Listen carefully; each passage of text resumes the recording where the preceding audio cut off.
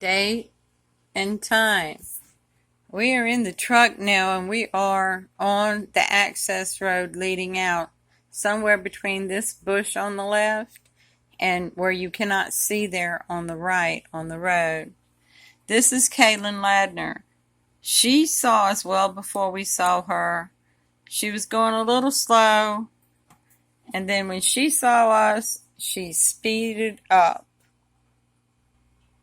And what she did then was not right. You see how she stopped there?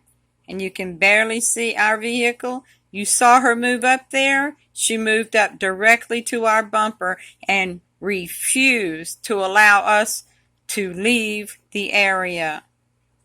And she pulled up so it wouldn't be on camera. But you can see the hood of our vehicle barely on the other side. And as you're watching this, she gets out. She actually gets out and goes around to the driver's side door where my husband is driving, ranting and raving at him that this is her daddy's road. And I said, well, we're back here visiting some friends. And she said, you don't have any friends back here. This is my daddy's road. And I said, it's not your daddy's road. It's a right-of-way road between all of our properties. Please move your vehicle and let us leave, which she refused to do. And about that time, she actually gets out of her vehicle, being 7 or 8 months pregnant. She gets out and goes to the driver's side, to where my husband is, accuses him of slurring his words, which he did have a thermos of drink there that was coffee, which I didn't even want to let him even have her smell it because there was no reason for all of this craziness. And you can see the movement around there. I mean, she is literally out of her vehicle. This went on for 7 minutes, approximately. And then when I got tired of her trying to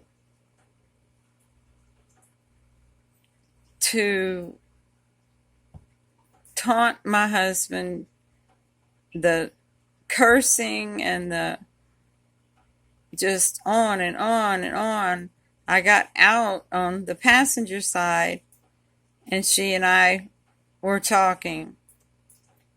And I told her, arguing, I told her she needed to get in her truck, get out of the way where we could leave. And she said, no, this is my daddy's road. And then she was recording with her phone. I didn't have my phone on, so it took me a few minutes to get it on where I could record. And while we're standing there, she literally reached over and slapped and grabbed and slapped my right wrist and threw my phone on the ground, slinging me sideways. And I leaned over and I picked up the phone that was still on and recording, and recorded as she reached out with her hand and popped me in my nose. I am totally disabled. I have the imprint of a steering wheel in my head, a broken collarbone on one side and the one that isn't on the other. I got hurt by her touching me. She touched you, she hit you. And I am a non-violent person, but what do you do when people keep trying to do you harm? And an American with disabilities. And this is the date, and this is the time, and it's still going on. And she still will not leave. She still will not back up and let us leave.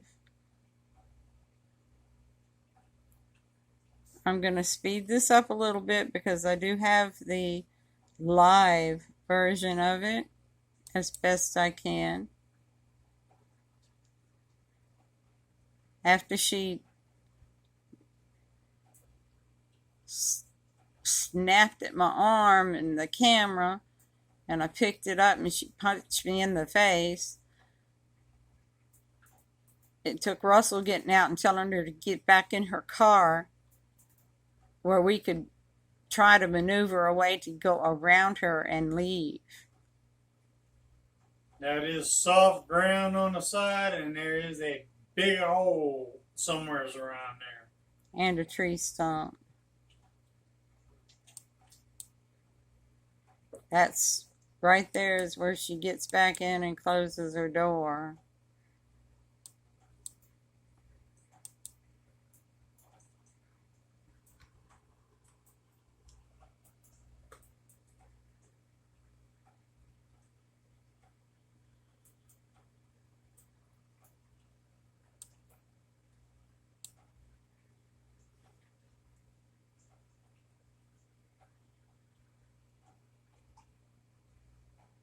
And you can see our hood right in front of her. She stopped, and then when we had stopped, because we stopped when we saw her coming, she advanced another 3 to 4 feet to where her bumper was right on ours, where we could not go further forward.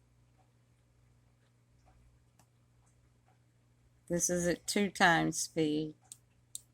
I can put it at 4 times speed. And you can see the movement around the vehicle.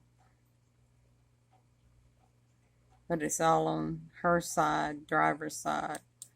This is where we finally got back in the truck and we went around her to leave.